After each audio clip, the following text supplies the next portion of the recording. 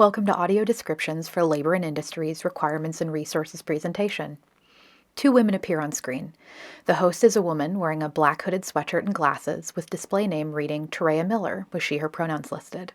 The presenter is a woman wearing a gray sweater and glasses with display name reading Maggie Hammond and has she/her pronouns listed. Maggie is in front of a virtual background reading Washington State Department of Labor and Industries and a website URL reading lni.wa.gov/smallbusiness. Okay, everyone. Welcome. My name is Terea Miller. My pronouns are she, her. I'm the director of training and consulting here at GSBA, and I'm so glad to have y'all join us in this session together with Maggie Hammond of LNI, or Labor and Industries, and we're going to go over some yummy goodness today. And I am just super excited that we're all together, and I'm literally just going to turn over the mic over to Maggie so we can get it going. So thanks, Maggie, again for being here, and the screen is all yours. A slide appears on screen with text reading Labor and Industries Requirements and Resources, presented by Maggie Hammond, Assistant Small Business Liaison. Email smallbusiness@lni.wa.gov. A phone number is displayed reading 800-987-0145. LNI's logo is present at the bottom of the screen with text reading Washington State Department of Labor and Industries Small Business Office. Perfect. Thank you. I think Yummy Goodness is hands down my favorite introduction yet, so I really appreciate the warm welcome. Thank you. Yes, hi, my name is Maggie Hammond. I'm the Assistant Small Business Liaison here at Labor and Industries. So there's a few things I always kind of like to just preface my presentations with, and I think the most important one to me personally is just to let people know that the Small Business Office, our sole job is education and outreach. And if you're reading between the lines there, that means my office doesn't do compliance. So we're just an educational section of Labor and Industries, and I think that's important because it can be kind of an intimidating agency, as I think all of the regulatory agencies can be, is a little bit intimidating. So as I go through this information, I'm sure you're going to hear something that you weren't aware of, didn't know you had to do, need more info on, whatever. So just keep that in mind. You can always call my office and just ask questions. It's a safe space to admit I didn't know that or I wasn't doing it, whatever the case may be. And again, my office is just here for education and outreach. So keep that in mind. Maggie advances the slide deck. The next slide has text at the top reading Department of Labor and Industries. There are 4 bullet points on screen. Bullet point 1 reads, Workers' Compensation Insurance. Bullet point 2 reads, Workplace Safety and Health. Bullet point 3 reads, Workplace Rights/Labor Laws. Bullet point 4 reads, Resources. I've got a bit of an agenda for us in the next 30-ish minutes, so bear with me while we get through it. Here's kind of the 4 main topics we're going to cover. We'll talk quite a bit about workers' compensation. That's kind of our biggest program. We do administer dozens of programs at LNI, so it is a pretty big agency. Even if you don't have employees currently, or if you're not sure how far in the future employees are for you, there are some different ways that your business and Labor and Industries might interact, simply because we do so many of these different licensings and programs. So some of the other things besides workers' comp are going to be things like trades, right? We do contractor registration, electrical, plumbing, a few other things. And then food trucks is another kind of big way that LNI might interact with your business, even if you don't have employees. We do inspect and permit food trucks. So lots of things. In addition to workers' comp, that's kind of one of our big ones. And then the next one of our really big ones is safety and health. And then we are in charge of most workplace rights. So we'll kind of go over a sprinkle of those. And then I always like to end presentations with some resources to kind of help out with all of those things I'm going to throw at you. Maggie advances the slide deck. The top of the screen reads, 1. Workers' Comp. The LNI logo is displayed at the bottom of the slide with text reading, Washington State Department of Labor and Industries Small Business Office. So we'll start off with workers' comp. Maggie advances the slide deck. Text is displayed at the top of the slide reading, Requirement, Workers' Compensation. If anyone is working for your business that isn't listed as governor/owner on your business license. There are 3 bullet points below. Bullet point 1 reads, Open a workers' compensation account. Bullet point 2 reads, File premiums quarterly at lni.wa.gov. Bullet point 3 reads, Must file every quarter you have an account, even if no hours to report. Text is displayed at the bottom of the screen, reading Department of Labor and Industries Small Business Office. So kind of the first thing is what is workers' compensation? Well, it's insurance, and it is insurance specific to workplace injuries. So if you've got a employee who gets injured on the job, this insurance is going to cover any related medical expenses, as well as partial wage replacement if they're missing 3 or more days of work. The other thing that's really important to understand about workers' compensation is who do you need to have it for? Because there's sometimes a little bit of oh gosh, I didn't expect that when we talk about who is a covered worker. So a covered worker is going to be anyone who's working for your business that's not listed on your business license as an owner or governor. And so one of the ones that kind of surprises people is this could include your spouses, your siblings, your own children, friends that are helping out. This is going to cover your temporary, seasonal employees, your hourly employees, your salaried employees, you name it, right? If they're working for you and they're not on that business license as an owner or governor, basically they're going to need to be covered with workers' comp. So once you do have a workers' comp account established, there's a few important things to know about it. And one of them is that you have to file your employees' worked hours once every quarter. Some payroll companies do that for you, some don't. So make sure you know when you get to that point what your case is going to be. But that report needs to get filed every quarter, even if you have 0 employee hours to report. And so a case like that might happen if I see it pretty common where someone's closed their business and they just don't think about closing their LNI account. You still need to close that or report 0 hours. Sometimes people will get their required employer accounts like this one set up preemptively, and then a whole quarter's gone by and it's hard to hire people. So you haven't hired anyone yet, you would still need to report 0 hours. So make sure you're filing every quarter once you've got that account open. Maggie advances the slide deck. On the right side of the slide, a screenshot of the lni.wa.gov homepage is displayed with the Verify a Contractor or Tradesperson's License link near the top left of the page circled in red. The left side of the screen has a heading reading lni.wa.gov/verify. Underneath it is text reading Find with 5 bullet points below. Bullet point 1 reads Risk Class. Bullet point 2 reads Hourly Rates. Bullet point 3 reads Employee Deduction Rates. Bullet point 4 reads Account Manager Contact Info. Bullet point 5 reads Certificate of Coverage. There's a tool that's super handy when you have a workers' comp account open, and it's called the Verify tool. It's kind of like our best kept not secret because I don't see this title, Verify a Contractor or Tradesperson's License.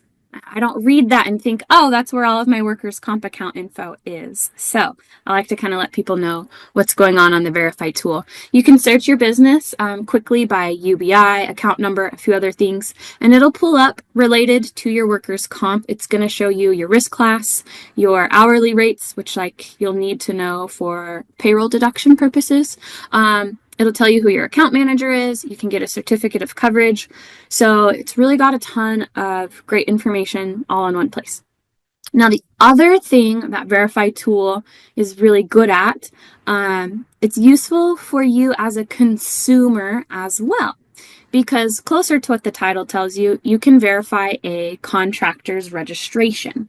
So you can just want to share that for consumers as well. If you're going to hire someone to, put in a new window, fix that squeaky door, whatever's going on at the shop. You want to look up the person who's going to do those repairs to make sure they are properly registered with Labor and Industries. That's going to include having general liability insurance and a surety bond. It'll also list here any safety violations. So just a good tool as a business owner, as a consumer, as someone in the trades. A lot of good information here. Maggie advances the slide deck. A heading at the top of the slide reads, Requirements independent contractors must pass.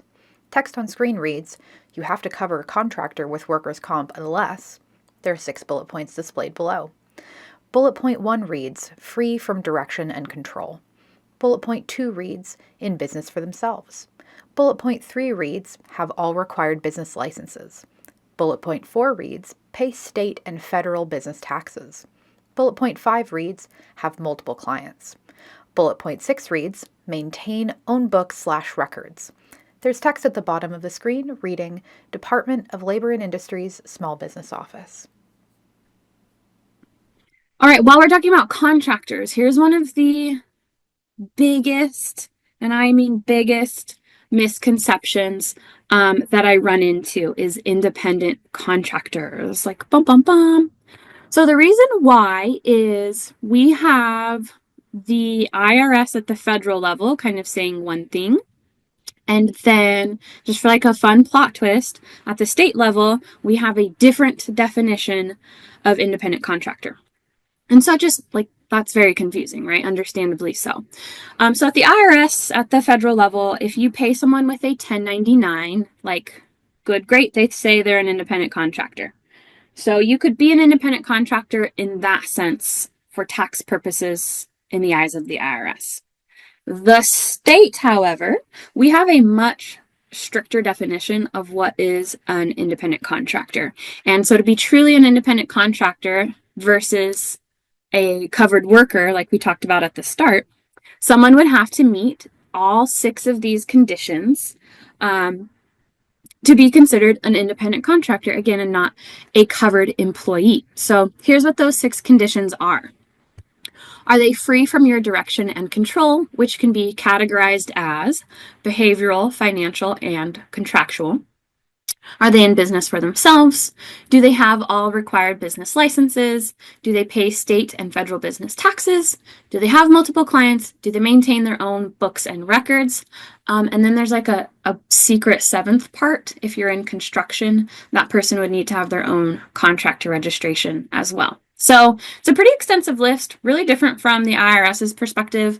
Again, someone would need to meet all of those conditions to be considered an independent contractor.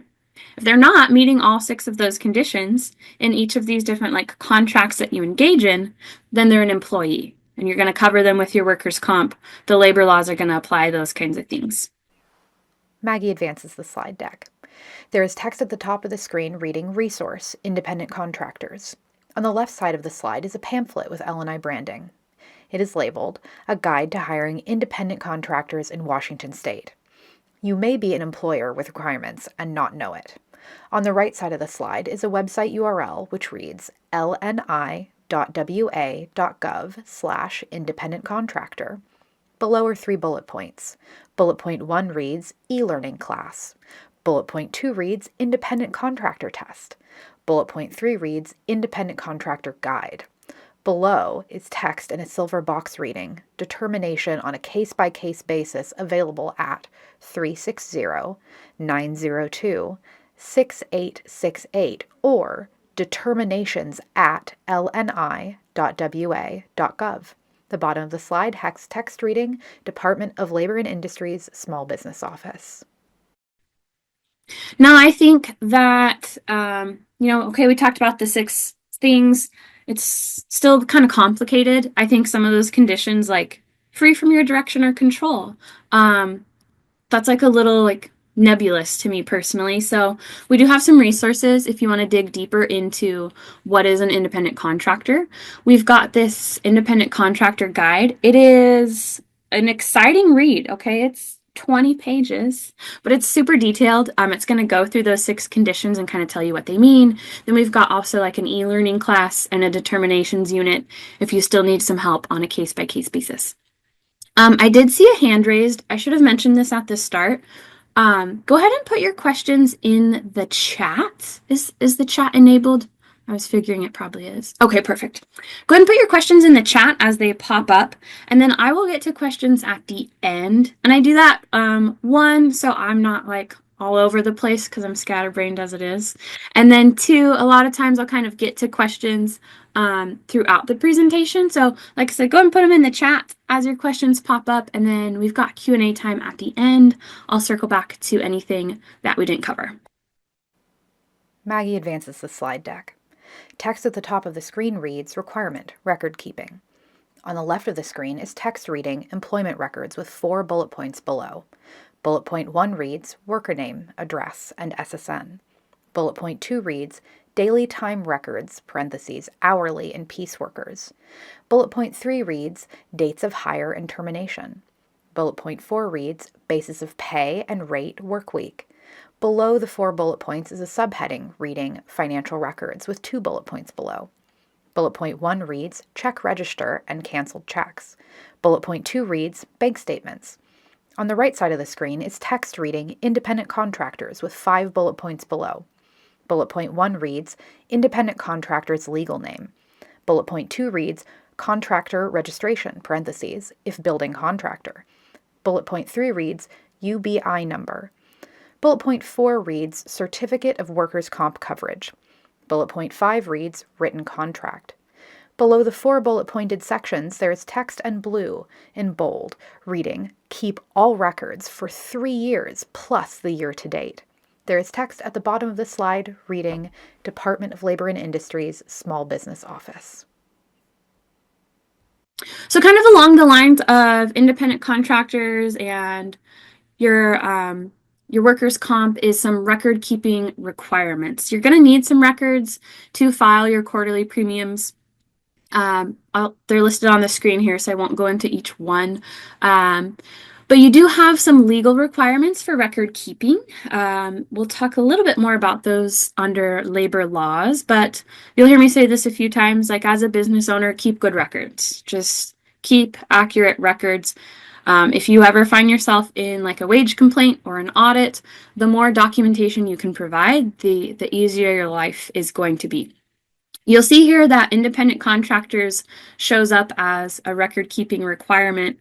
And even if someone, though, if they're truly an independent contractor, they're not your employee. So, you're not saving some of the same kinds of information that you would with an employee, but you do want to have enough records to show that, yes, they were an independent contractor. Again, if you were, had a wage complaint, or if an independent contractor got injured while they are working with you, you would need to have the documentation to show, like, yes, they were an independent contractor, not my employee, so we're not going to file a claim, in that kind of situation. So do keep those good records. Do yourself a favor.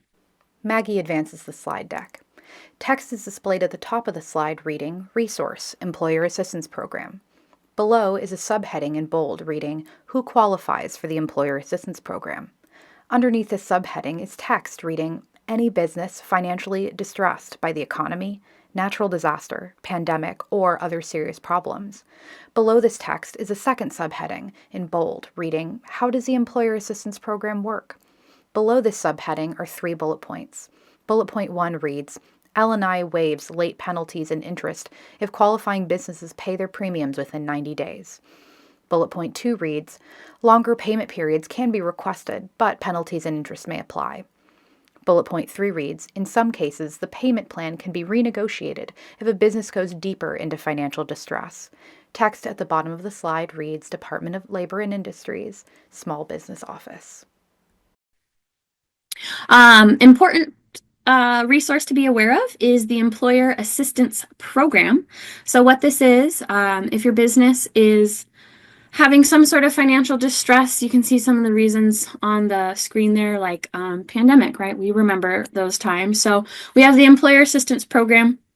If you get to filing your quarterly premiums and you realize you're not going to be able to pay part or all of your quarterly premium, then you're wanting to enroll in the Employer Assistance Program. So what it does is basically let you defer payments for 90 days without late fees or interest. You can also renegotiate payments to be longer than 90 days, but there may be some penalties at that point, but it'll give you that 90-day window at least for sure. Maggie advances the slide deck. Text at the top of the screen reads, "How to take advantage of EAP." Below is a numbered list. Number 1 reads, "File the quarterly report by the due date. Pay what you can at the time you file." Number 2 reads, "Contact collections education and outreach by," and has 5 bullet points below. Bullet point 1 reads, "Email at dialer, DIALER, collections at lni.wa.gov." Bullet point 2 reads, "Phone at 1-800-301-1826. Bullet point 3 reads, "Mail at Employer Assistance Program, P.O. Box 44171, Olympia, Washington, 98504-4171. Bullet point 4 reads, "Include the LNI account ID in your request." Bullet point 5 reads, "Even if currently enrolled, you must make a new request to defer for each quarter." Text at the bottom of the screen reads, "Department of Labor and Industries, Small Business Office." So to enroll in the Employer Assistance Program is pretty straightforward. Every quarter that you want to participate in this program, you're going to reach out to our collections, education, and outreach team. Their info is on the screen here, and you'll just let them know, hey, I'd like to participate in the Employer Assistance Program this quarter, include like your account information and whatnot, and they'll work with you to get that deferment going on. Maggie advances the slide deck. There is bold text displayed at the top of the slide that reads, "2. Claims and Safety." At the bottom of the screen is LNI's logo with text reading, "Washington Department of Labor and Industries, Small Business Office." All right, we're going to keep rolling on. We're moving away from workers' comp to kind of the next logical topic, which is our workplace safety and claims. Maggie advances the slide deck. At the top of the slide is text reading, "Work Injury Claim." On the right side of the slide, there is a picture of a man wearing a red apron and black shirt, holding his elbow and making a pained expression. On the left side of the screen is a subheading reading, "Workplace Injury," with text below reading, "Seek medical attention." An arrow points down to a second subheading reading, "Worker fills out report of accident," with text below reading, "Doctor submits to LNI." An arrow points down to a third subheading reading, "Employer notified of new claim," with text below reading, "Fills out employer report of accident." At the bottom of the slide, there is text reading, "Department of Labor and Industries, Small Business Office." So we have this kind of understanding of what is workers' comp, right? It's insurance for your workplace injuries. So what do we do if there is an injury at work? A lot of times employers will get their first claim, and it's sort of this moment of like, oh my gosh, I'm not even really sure what to do here. So here's just kind of an overview of what would happen. If there is an injury at work, the very first thing that happens is just simply the injured worker needs to get medical attention. That's straightforward. It could be their preferred medical care provider. It could be, sometimes it might have to be like the urgent care or something serious. So wherever is fine for that first visit. At that first visit, the doctor and worker are going to fill out what's called a report of accidents. That's going to kind of summarize what happened, if there's any like workplace restrictions, and that gets assigned to your LNI account. Now, I did mention for that first visit, they can go wherever. For subsequent visits, so if they're going like back to the doctor, they will need to see an LNI network provider, just like our regular healthcare insurance, but it's a big network, so it's not difficult or restrictive to find someone. Maggie advances the slide deck. At the top of the screen there is text reading, "Employer's role during a claim." On the left side of the slide, there's bold text reading compensable claims with 3 bullet points underneath. Bullet point 1 reads, when time loss or permanent disability payments are made. Bullet point 2 reads, time loss occurs when a doctor certifies a worker is unable to work due to a workplace injury. Bullet point 3 reads, can affect your experience rating, causing your rates to increase. On the right side of the slide, there is a photo of a hand holding a note card reading, stay connected in cursive font. Below the photo is a blue box with the text reading employer, with 3 blue boxes underneath. Box 1 has text reading worker. Box 2 has text reading medical provider. Box 3 has text reading LNI with claim manager in parentheses.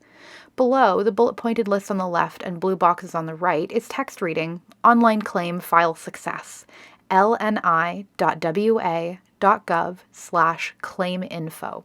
There is text at the bottom of the slide reading Department of Labor and Industries Small Business Office. So the best advice for an injury claim is to stay connected to all parties. And the best way to do that is through your claim and account center. And you can access all claim related information and directly message your claim manager in this claim and account center. So this is what your team's going to look like. It'll be the injured worker, the employer, the medical care provider, and then your claim manager. And they'll kind of keep this information together, get things uploaded to your account. They'll sort of be the point person there. One thing I do want to talk about as far as injuries go is when workplace injuries do and do not affect your workers' comp rates, because not all workplace injuries will affect your rates. So if somebody has a medical only claim, which kind of means what it sounds like, medical only means just that. They're going just to the doctor. Maybe I get some Advil or I get a couple of stitches or whatever, and I'm right back at work, like I'm not missing anything. That's a medical only claim, and those are typically not the kinds that affect your workers' comp rates. Now, this is different from what's called a compensable claim, and that is when somebody's injury is going to cause them to miss 3 or more days of work. And I mentioned that at the start. We've got partial wage replacement for people who are missing 3 or more days of work, and that's what's called the compensable claim. So at that point, when someone has a compensable claim, those are the kinds that will increase your insurance rates. Maggie advances the slide deck.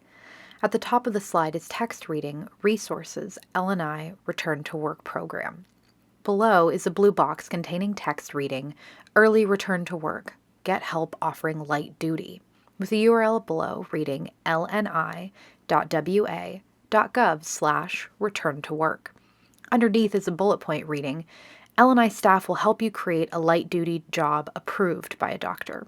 Below is a blue box with bold text reading, Stay at Work, with the URL reading lni.wa.gov/stay-at-work, and a phone number reading 1-866-406-2482.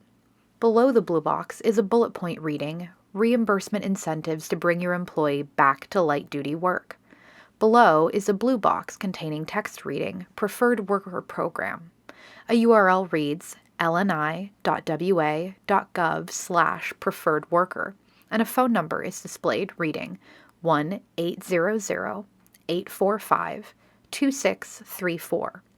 Below the blue box is a bullet point reading Financial incentives to hire certified workers with permanent medical restrictions. At the bottom of the slide is text reading Department of Labor and Industries Small Business Office. So, if you get a compensable claim, what do?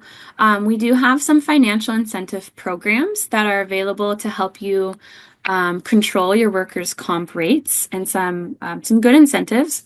So the first step is to get Labor and Industries involved in helping you create what's called a light duty job description. That's something that has to be approved by the doctor. And so we've got a team to help with that. It's called the Early Return to Work Program. So once that light duty job is created and approved, The Stay at Work program will provide incentives to keep your injured employee working as they heal.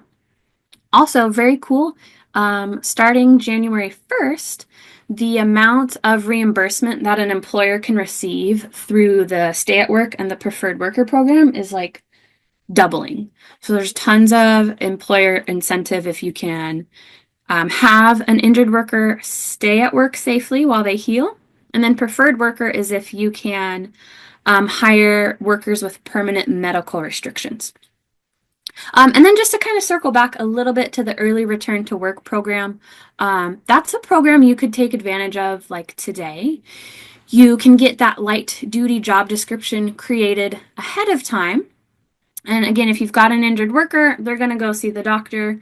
You could send them with this light duty job description. And if the medical care provider can approve that, then the person would be able to just come right back to work and do this light duty version of their job. And in a perfect world, avoid missing work, which means it's not going to raise your insurance rates, right? Your workers' comp costs. So a couple of really good financial incentive programs to help employers. Maggie advances the slide deck. Text at the top of the slide reads, Requirement, Workplace Safety and Health. There are 5 bullet points below. Bullet point 1 reads, Provide a safe and healthy workplace. Comply with safety and health standards. Bullet point 2 reads, Provide job-related safety and health training. Bullet point 3 reads, Keep records of all job-related incidents. Bullet point 4 has red underlined text reading, Have an accident prevention program, in parentheses, APP. Bullet point 5 reads, Post a notice of job safety employer responsibility and employee rights. Below the bullet-pointed lists is a URL reading lni.wa.gov/accident prevention. Text at the bottom of the slide reads Department of Labor and Industries Small Business Office. And then kind of along the lines of workplace injuries, right, the best kind of workplace injury is one that doesn't happen in the first place. So a few notes on some safety and safety resources that I want to share. When you're an employer, honestly, there's lots of responsibilities that come along with having employees. So some of those responsibilities are to provide a safe and healthy workplace with job-related training and keep records of all incidents and injuries. You need to have something called an accident prevention program. An accident prevention program is an active written document. It goes over some of the hazards at your workplace and how those can be dealt with.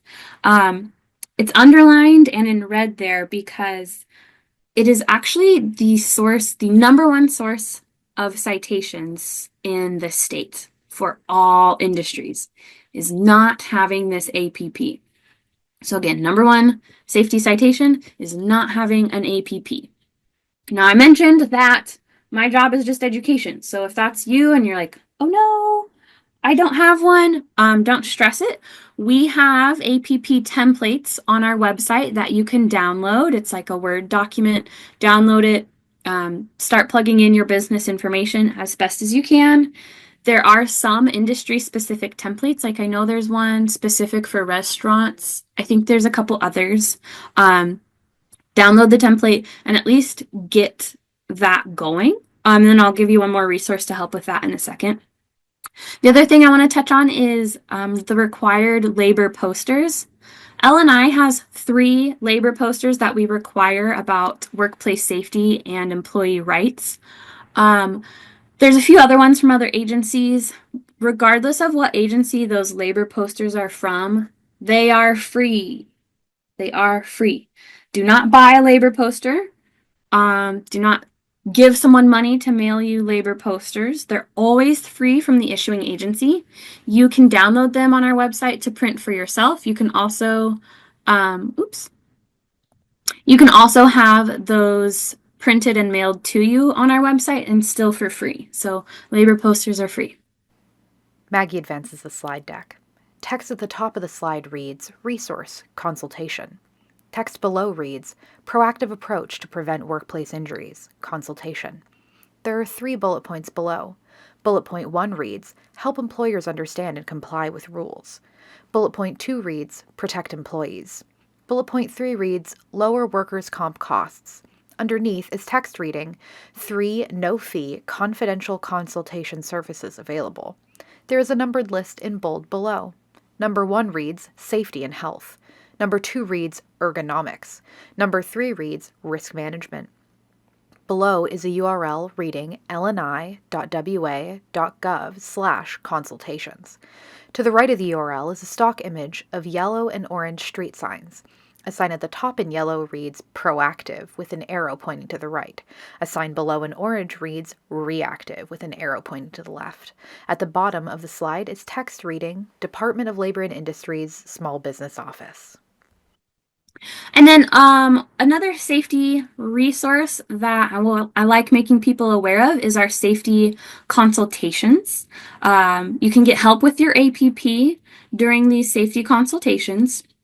But here's the really cool part is they are free and confidential. So this is another really great resource where you're not going to get in trouble. Someone's just there to educate you and help you understand all of these safety things because it's a lot. There's a lot of safety requirements to know, and that's kind of daunting. So we do have these free and confidential safety consultations. Someone will come out from LNI and help you identify and assess safety hazards. You will still need to, correct those safety hazards, but that information is not shared with compliance inspectors. You're not going to get a citation. You're not going to get a fine. So this is a really good resource to take advantage of. We have consultations in 3 areas: safety and health, ergonomics, and risk management. And then just like a quick plug for ergonomics is there's data to show that it's the most frequent and most expensive type of workplace injury. So that's definitely a good one to check out if it applies for your business. Maggie advances the slide. Text at the top of the slide reads 3, labor law. At the bottom of the slide is the LNI logo with text reading, Washington State Department of Labor and Industries Small Business Office. All right, we're going to keep cruising and cover some labor law information. Maggie advances the slide deck. At the top of the slide is text reading minimum wage. Below is text in bold reading state minimum wage with 5 bullet points below. Bullet point 1 reads $16.28 per hour in 2024. Bullet point 2 reads $16.68 per hour in 2025. Bullet point 3 reads, rises by inflation rate each year. Bullet point 4 reads, can be 85% of minimum wage for 14 and 15-year-olds, $13.84 per hour. Bullet point 5 reads, tips and service charges are in addition to wages. Text at the bottom of the screen reads, Department of Labor and Industries Small Business Office. So this is one where there's lots of changes. I think part of your agenda today, or maybe I read that somewhere, is talking about some of the Seattle specific stuff. So I'll cruise over this a little bit, but the state minimum wage January 1st will become $16.66 per hour. A few things to note about that is tips and service charges are always in addition to minimum wage. So you could not pay someone less than minimum wage just because they earn tips and service charges. And then if you have hired 14 or 15-year-olds, you can actually pay them 85% of minimum wage. That's really one of the only instances where you'd pay someone less than minimum wage. Hiring minors does come with quite a few restrictions, and we'll talk about that in a second. Maggie advances the slide deck. Text at the top of the slide reads, regional minimum wage. There are 8 bullet points below. Bullet point 1 reads, Seattle, $17.25 to $19.97 per hour, depends on medical benefits, tips, and size. Bullet point 2 reads, SeaTac, $19.71 per hour, hospitality and transportation employers. Bullet point 3 reads, Tukwila, parentheses, if 500 plus employees, $20.29, parentheses, if 15 to 500 employees, $18.29. Bullet point 3 reads, Renton, parentheses, if 500 plus employees, $20.29, and parentheses, if 15 to 500 employees or gross revenue of $2 million, $18.29 per hour. Bullet point 5 reads, Bellingham, $17.28 per hour. May 1st, 2025, $2 above state minimum wage. Bullet point 6 reads Burien, effective January 1st, 2025, $3 above the state minimum wage. Bullet point 7 reads Unincorporated King County, effective January 1st, 2025, 2029, parentheses, if 15 or fewer employees and gross revenue under $2 million, 1729. Bullet point 8 reads Everett, effective July 1st, 2025, 2024, parentheses, 500 plus employees, and 1824 per hour between 50 and 500 employees. Text at the bottom of the screen reads Department of Labor and Industries, Small Business Office. So I know what you're thinking. $16.66, that's not the minimum wage here in Seattle, nor is it the minimum wage in a lot of places across Western Washington. So you can see here this like lovely headache of a bunch of numbers and places, and then just like make it more exciting, a lot of this information is changing January 1st. So don't get too hung up on what each region says. Here's the big takeaway. Read your local labor laws to make sure you're not missing anything. And that applies to anywhere you are, but especially if you have employees working in Seattle, SeaTac, Tukwila, Renton, Bellingham. Burien's joining the list January 1st. Unincorporated King County will also have their own regional minimum wage. And then coming in July, Everett will join that list. And like, who knows what else is going to pop up across the year. So definitely if you've got employees in those regions, look at the ordinance, and then always just a good practice too to read up on your local labor laws to make sure that you are compliant. Maggie advances the slide deck. Text at the top of the slide reads Requirement, Workplace Rights. There are 7 bullet points below. Bullet point 1 reads Minimum wage, parentheses, $16.28 per hour, and overtime required. Bullet point 2 reads 10-minute breaks every 4 hours and half-hour meal periods every 5 hours required. Bullet point 3 reads Employee leaves, parentheses, paid sick leave required. Bullet point 4 reads Isolated worker protections, parentheses, paid sick leave required. Bullet point 5 reads Non-compete agreements, parentheses, only if pay at least $120,000 per year. Bullet point 6 reads Equal pay and opportunities, parentheses, can't ask about salary history or prohibit sharing of salary information.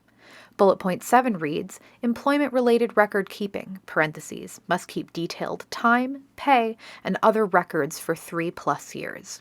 Below is a blue box with text inside reading Resource and a URL reading lni.wa.gov/workers-rights.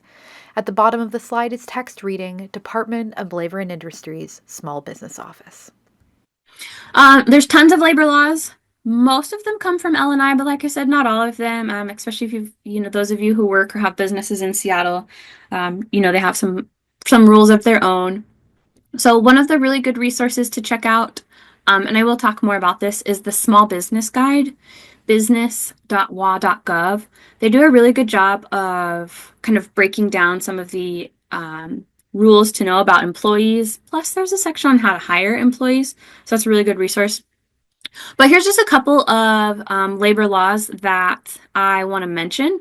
We already talked about like the regional minimum wage variances. Again, tips and service charges are in addition to that. One of the other one that people get confused often is overtime. Most employees do qualify for overtime pay. That includes seasonal workers, dairy and agricultural workers. It even includes salaried employees. So just because someone makes salary doesn't mean they're overtime exempt. To be overtime exempt, they'd have to meet a couple of other conditions, such as a duties test. And those are going to be jobs that are typically executive, administrative, professional, outside sales, or computer professionals. If you need more info on that, that's definitely something I can follow up with you on later. And then they also have to meet a minimum salary amount. That number is changing January 1st for small and large businesses.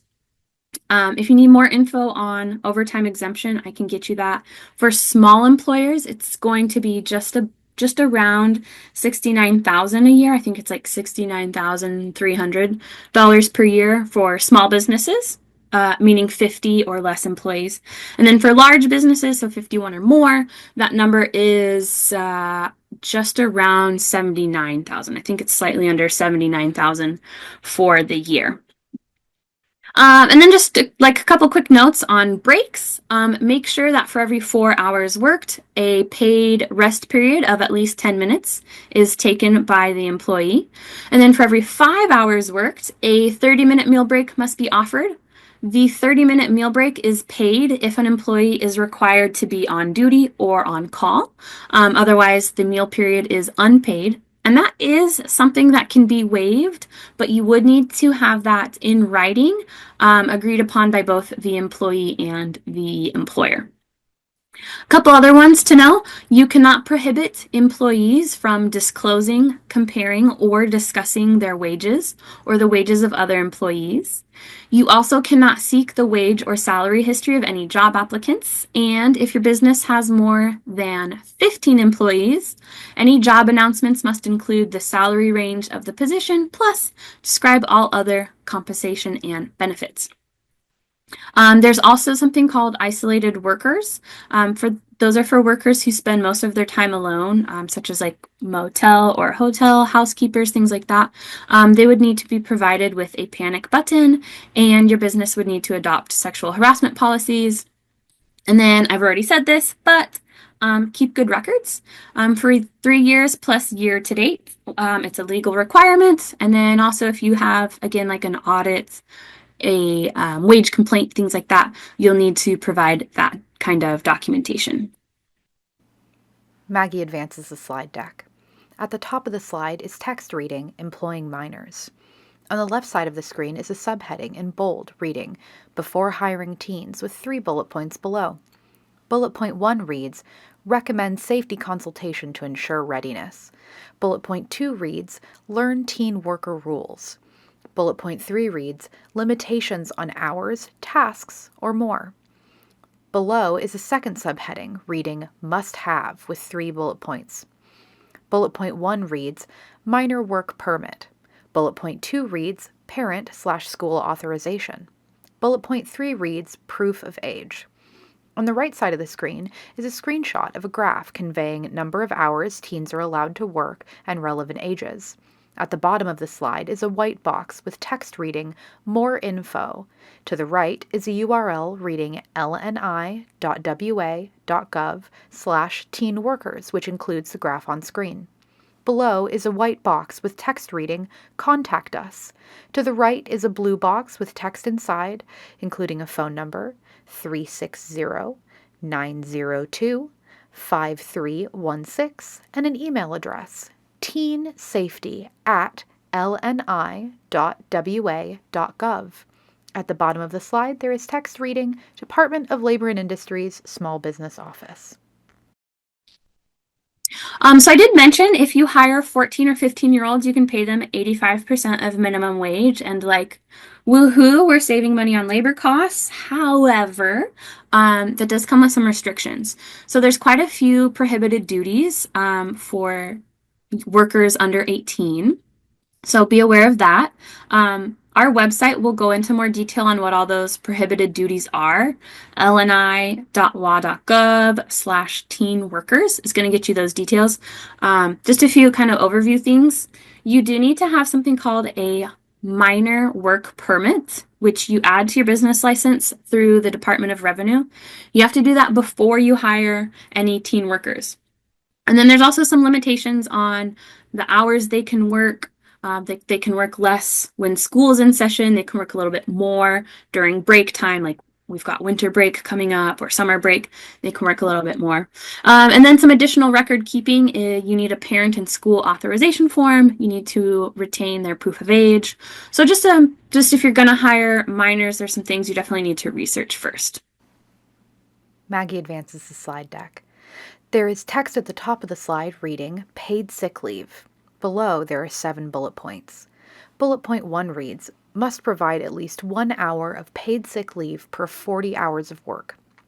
In parentheses, there is text reading equals 0.025 hours of sick leave per 1 hour of work. Bullet point 2 reads includes part-time and temporary employees. Bullet point 3 reads not required for overtime exempt employees. Bullet point 4 reads accrual begins immediately on hire. Bullet point 5 reads can require 90 calendar days for use. Bullet point 6 reads may use for self or family health, child school or daycare health-related closures, or absences related to domestic violence. Bullet point 7 reads cannot retaliate, and in parentheses, any adverse consequences for usage. At the bottom of the slide is text reading, Department of Labor and Industries, Small Business Office. All right, paid sick leave. Sorry, my screen just decided to change its formatting, so okay here. For paid sick leave, for paid sick leave, you need to provide at least 1 hour of paid sick leave for every 40 hours of work. And that applies for your part-time employees, your full-time, your salaried, your seasonal workers. Everyone's going to accrue sick leave at that rate, except for your overtime exempt workers that we talked about a little bit earlier. That would be the only situation. There are some different kinds of notifications that are required for paid sick leave. I won't go into all of those. There's some that are kind of like a blanket one-time statement if you've got just the regular paid sick leave policy. There's additional notification requirements if you've got some of the optional paid sick leave policies, and that would be things like front loading or shared sick leave. And we do have templates and examples of those on our website. So just be aware there's another resource out there. For paid sick leave, employees can use that for their own health needs or for the needs of others in their family, and that does kind of include just people who live with them. If there's an expectation of care there, that law did expand. I believe it either starts January 1st or July 1st of this year. I don't know why, but some of the rules start in January, so I have those mixed up. But just be aware that expansion does start sometime in 2025. And then important to know is you cannot retaliate against employees for using their accrued sick leave.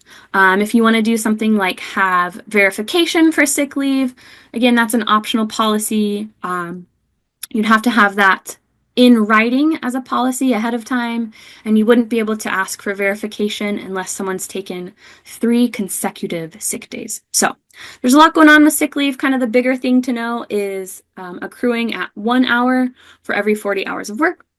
And then just know that there's some additional record keeping requirements. Maggie advances the slide deck. At the top of the slide is text reading, requirement, licensing, and permits. Below is a subheading in a blue box reading construction, electrical, and plumbing contractors must be registered with a numbered list below. Number 1 reads, obtain bond and liability insurance. Number 2 reads, must comply with advertising laws. Below is a subheading reading, other permits and licenses with 3 bullet points below. Bullet point 1 reads, prevailing wage jobs. Bullet point 2 reads, food trucks. Bullet point 3 reads, elevators and boilers. On the left side are 2 photos. Photo 1 contains a man in an orange shirt, white gloves, and a baseball cap, and a man in a blue shirt and baseball cap. The man in the orange shirt is taking a measurement against a wall. Photo 2 is of a white food truck. Below the photos is a blue box containing text reading resource and a URL reading lni.wa.gov/contractors. At the bottom of the slide is text reading Department of Labor and Industries, Small Business Office. We talked a little bit about trades already, but if you are going to work in construction as a contractor, electrician, or a plumber, you do need to be registered with Labor and Industries. This also is true if you have a food truck. That's something that we inspect and permit. A quick note for contractor registration, if you want to get into contracting, you do need to be registered before you can bid for work or advertise. There is a law that we enforce, so you could potentially start off with a fairly steep fee or a fine, excuse me, if you're bidding or advertising for work before your contractor registration is complete. Maggie advances the slide deck. Text at the top of the screen reads 4. Resources. At the bottom of the screen, the LNI logo is present with text displaying Washington State Department of Labor Industries Small Business Office. All right, that's a lot of things. Like I just told you, a lot of rules that you need to know or follow or whatever. So let's end on some resources, right? We all need a little help with that kind of stuff. So here's just a few that I'll highlight. Maggie advances the slide deck. Text at the top of the slide reads Resources, Apprenticeships. There are 3 bolded bullet points below. Bullet point 1 reads Meets need for skilled workers. Bullet point 2 reads Fosters loyal workers. Bullet point 3 reads Contact a consultant. Below is a white box containing text reading More info.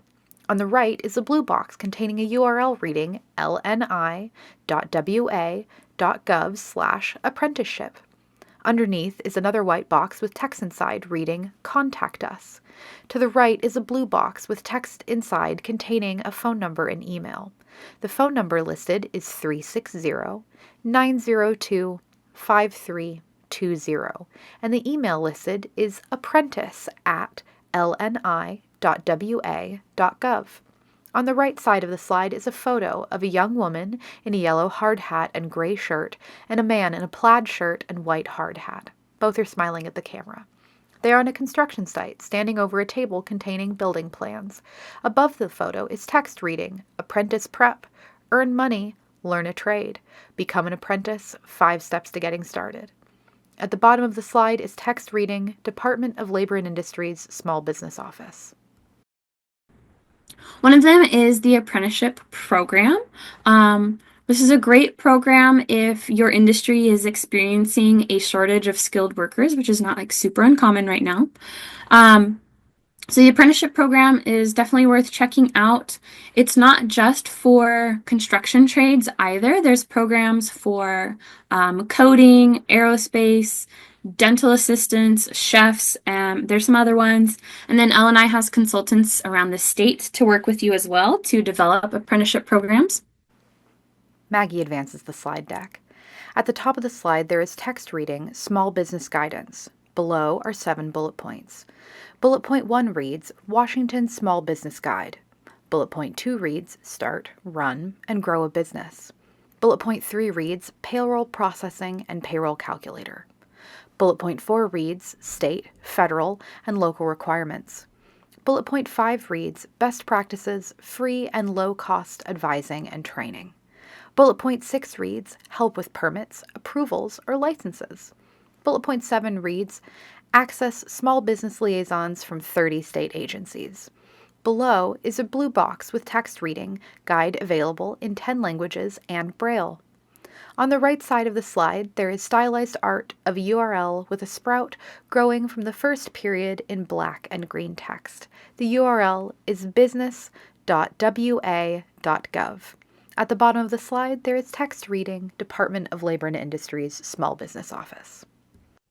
We have, this is if you're going to remember one thing, remember all of the things, but this is such a good resource, is the Small Business Guide. If you have not already checked out the Small Business Guide, get on your phone, business.wa.gov, at least just open the page because it's phenomenal. It's such a good resource. It's written by the regulatory agencies, so you don't need to spend all that time Googling things and figuring out if this information applies or is current or is this someone's opinion or whatever. Just go to the Small Business Guide. There is a chapter for everything from planning to closing a business and everything in between. There's a payroll calculator, so it'll show you itemized what it would cost you to pay someone $20 an hour, right? Because it's going to cost you more than $20 an hour. It shows you, there's a guide on hiring employees. There's some business mentoring information. There's a ton of great info. Highly, highly, highly recommend the small business guide, so business.wa.gov. You can also get it in 10 languages and Braille, so it's a really great resource. Maggie advances the slide deck. At the top of the slide, there is text that reads, Customer Service, no wrong door. Below is a blue box with text inside reading 19 regional offices. Below the subheading is text reading, assisting you with, and 4 bullet points below. Bullet point 1 reads, Washington Business License Application. Bullet point 2 reads, Contractor Registration. Bullet point 3 reads, Permits, electrical, food, trucks, etc. Bullet point 4 is underlined and reads, Anything LNI. Underneath the bullet points is a white box with text inside reading, Visit or book online at lni.wa.gov/offices. On the right side of the slide, there is a map of Washington displaying the location of LNI's 19 regional field offices. There are offices showed to be in Bellingham, Mount Vernon, Everett, Bellevue, Seattle, Tukwila, Montesano, Tumwater, Tacoma, Kelso, East Wenatchee, Union Gap, Moses Lake, Kennewick, Pullman, and Spokane. There is text at the bottom of the slide reading Department of Labor and Industries Small Business Office. You can also pop in to a Labor and Industries office in person. We've got 19 or some regional offices across the state. You can also book an appointment online ahead of time at our website, lni.wa.gov/offices. Pick your location from the drop-down, and then you'll see a blue Book Online button. And that way you can make sure that you're not waiting in line, but also make sure that the office is open when you want to attend. Maggie advances the slide deck. At the top of the slide is text reading LNI Workshop and Training Center. Below is a subheading reading Training Topics with 3 bullet points below. Bullet point 1 reads Safety and Health. Bullet point 2 reads Workers' Compensation. Bullet point 3 reads Construction Contractor. Underneath the bulleted list is a second subheading which reads Receive Training Calendar with a single bullet point below which reads lni.wa.gov/training calendar. And below is a blue box with the URL lni.wa.gov/training. On the left side of the slide, there is a screenshot of the Workshops and Training Calendar webpage. The box at the bottom left of the webpage, titled Event Title, is circled in red with an example workshop called LNI Essentials for Business Webinar. At the bottom of the slide, there is text that reads Department of Labor and Industries, Small Business Office. And then we offer lots of other webinars and trainings as well. My supervisor and I host a much more in-depth version of this training called LNI Essentials for Business. We host it once a month. The next one is coming in late January. But we've got other stuff too. There's ones just about the stay at work program, the early return to work program that I mentioned. There's loads of free workshops on our website, so that's another great resource to check out. Maggie advances the slide deck. There is text at the top of the slide that reads The Ultimate Resource with the word ultimate in all caps. Below is a text reading LNI Small Business Office. On the left side of the slide, there is a subheading reading Visit lni.wa.gov/small-business with 4 bullet points below. Bullet point 1 reads LNI Essentials for Business Webinars in English and Spanish. Bullet point 2 reads Small Business Newsletter. Bullet point 3 reads Free Resources. Bullet point 4 reads One-on-one Assistance.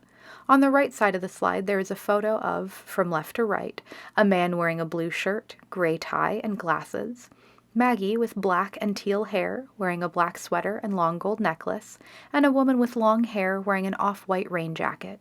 They are standing in front of a body of water and brown office building, smiling at the camera and centered in frame. Below the photo is a phone number, 1-800-987-0145, and email address, smallbusiness@lni.wa.gov. At the bottom of the screen is text reading Department of Labor and Industries Small Business Office. And then I'm super biased, but I think this is the best resource available to you. And that happens to be my office. Love the small business office.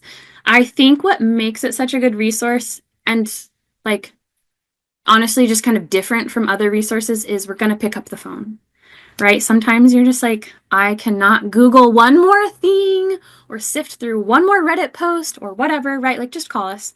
I'll get you the info. Even if it's something you're not positive is related to labor and industries, it's worth it to just call and ask. We're part of a statewide team of small business liaisons. So if I don't know what it is or how to fix it, I'll likely at least be able to connect you with someone who does. So there's two other people who work at the small business office. I'm the assistant small business liaison. Then we have Andrew, who is the assistant, or excuse me, the small business liaison. He'll tell you a great dad joke. So I really recommend working with our office. They're great. And then we also have Andrea, who does provide direct assistance to our Spanish speaking customers. She teaches some of our webinars in Spanish. She knows how to figure out absolutely everything. So we've got a great team. We're all happy to help. Most of the time it's going to be me who picks up the phone or answers those emails. So again, just reach out, send me your questions. It's totally okay. Maggie advances the slide deck to the last slide. At the top is text reading, "Thank you for attending. Please contact the Small Business Office at smallbusiness@lni.wa.gov or by phone at 1-800-987-0145. There is blue underlined text below reading, "Sign up for our newsletter," and in bold text reading, "Be safe and merry businessing." The LNI logo is present at the bottom of the slide with text reading, "Washington State Labor and Industries Small Business Office." Maggie stops sharing her screen and closes the slide deck. On screen are Terea and Maggie. All right. Give yourself a pat on the back because there was a lot of rapid fire me rambling. So I appreciate your patience. Good job for hanging in there. I'll leave my contact info on the screen. Make sure that you write it down, take a screenshot, picture it, whatever. And then give me a moment to catch up on what's in the chat and we'll see what questions we need to circle back to. Excellent. While you're doing that, Maggie, I have been placing links to all of those resources that you need in the chat for those who just want to go straight to that link. They're there. Kurt had a question at the top of the chat. What was you mentioned extra resources regarding independent contractors and quote unquote free from direction.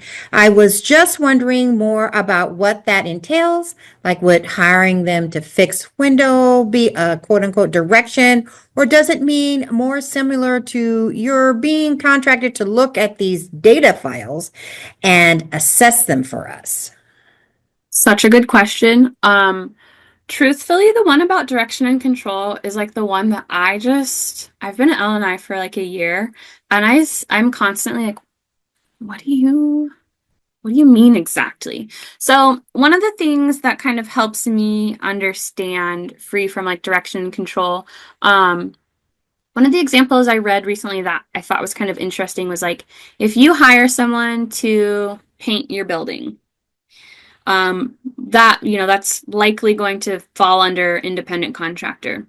But if you hire multiple painting companies to paint your building because they're not meeting a deadline or something like that, that potentially is going to move it from contractor to employee.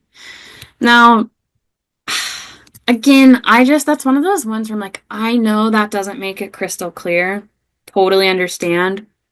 But you sort of want to think about the less that you are telling someone how to do the job or providing tools or specifying a way to get things done, those sorts of things, the more that they're just showing up to do what they do, show up and do the thing that you hired them to do, and you're not involved in it, that's going to move it more towards independent contractor.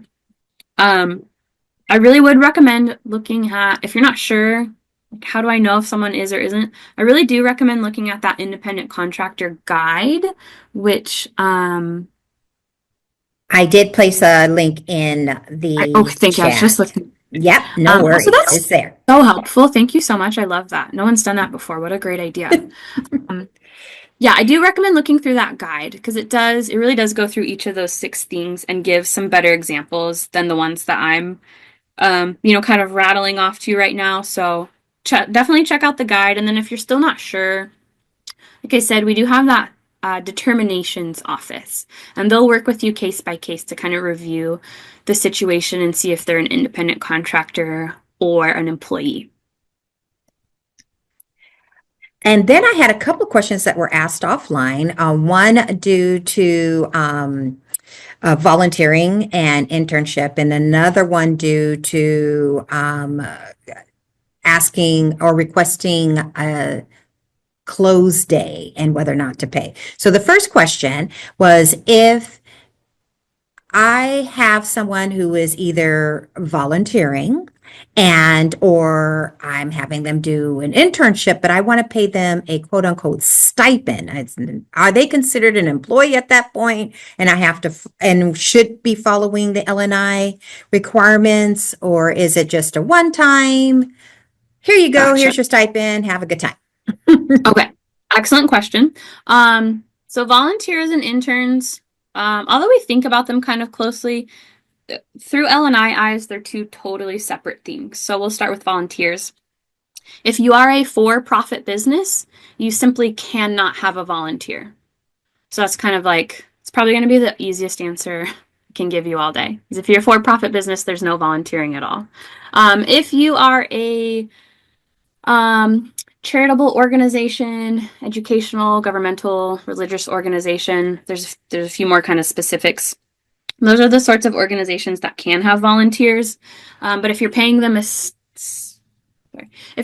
stipend, then they're not a volunteer, right? Volunteers do not receive compensation for their time donations. So that's one of those ones where if you want some more detail than that, I'd be happy to direct you to some better or more detailed information. But that's kind of the short one, is volunteers don't get payment because they're volunteers.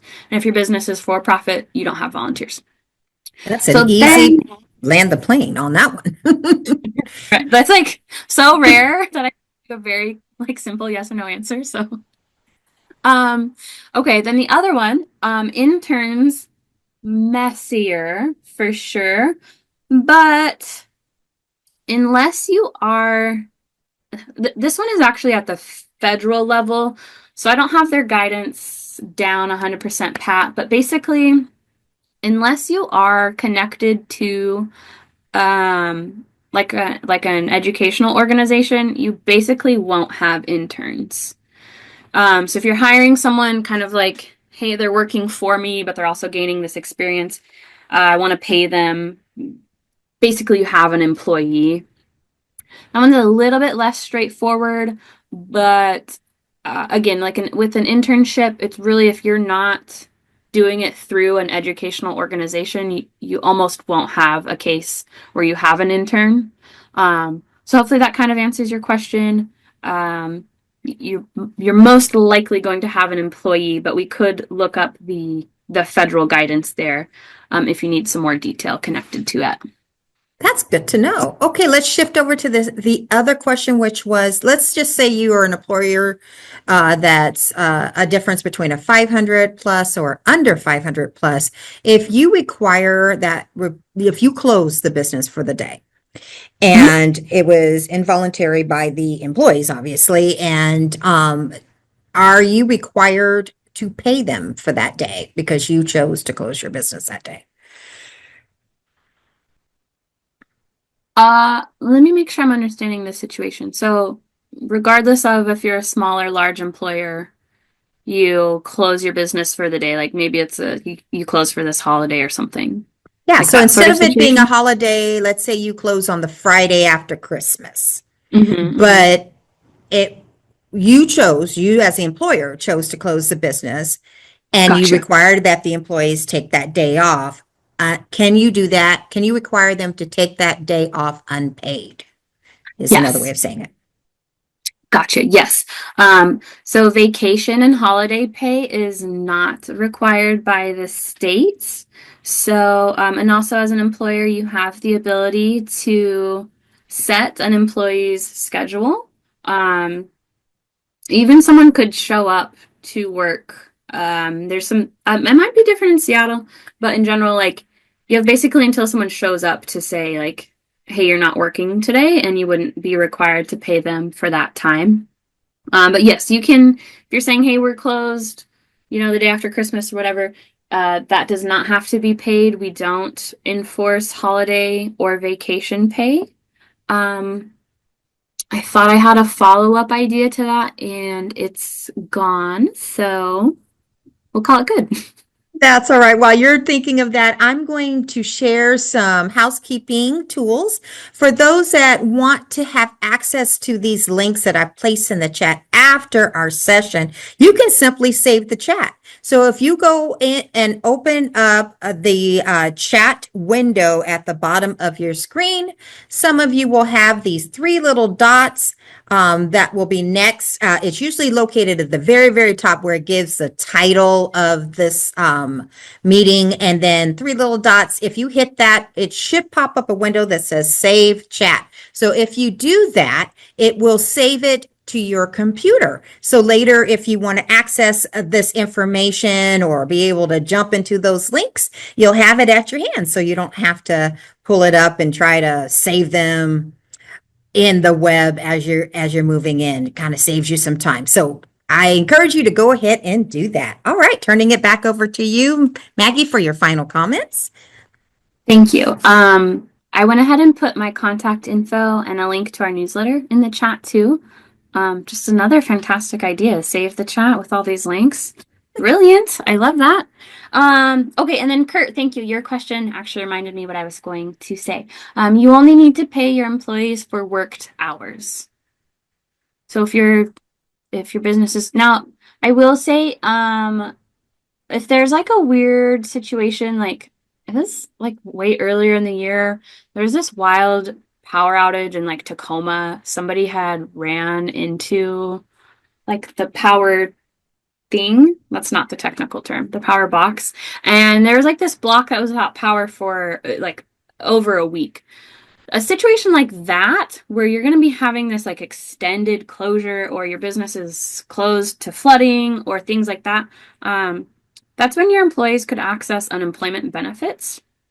But, if your business is closed for the day or you're, say we're taking this day off, whatever, you're only paying your employees for their actual worked hours. Does that change if you're a salaried employee? So with the salaried employee, you're essentially not having like the hourly rate. Now it's funny because with the minimum salary threshold and the overtime stuff, you basically are an hourly employee, when we're talking about overtime exemptions. But if you've got a salary employee, then the general kind of understanding is like, hey, you're working 40 hours or whatever the written agreement is. And so there's not that same level of like the time tracking expectation with the salaried employee. Excellent. Thank you. That is wonderful. Because yes, we just recently had a power outage experienced here in the state, mostly in this area, where it was out for some of these businesses for up to 4 or 5 days. And so that was an amazing question to ask her. It was definitely apropos. So thank you so much for bringing that up. All right, y'all. Well, I just wanted to give a heartfelt thank you again to Maggie for being here with us and sharing this information. We got some applauding coming in from Kurt. And yeah, we will definitely send this your way and have it hopefully posted soon for those that want to use this as a resource to go back to. But as I had mentioned, and as Maggie had mentioned, there are several resources in the chat. Or if you remember nothing, just jump onto that LNI wa.gov website. I was looking in there and I was like, woo, there's all kinds of love in there. So, lots of resources. So thank you. Thank you, Drake, for being with us in your comment here. And Maggie, just absolutely lovely. Thanks again for being here Thank with you. us and sharing all of your knowledge with us. And we look forward to doing this again soon.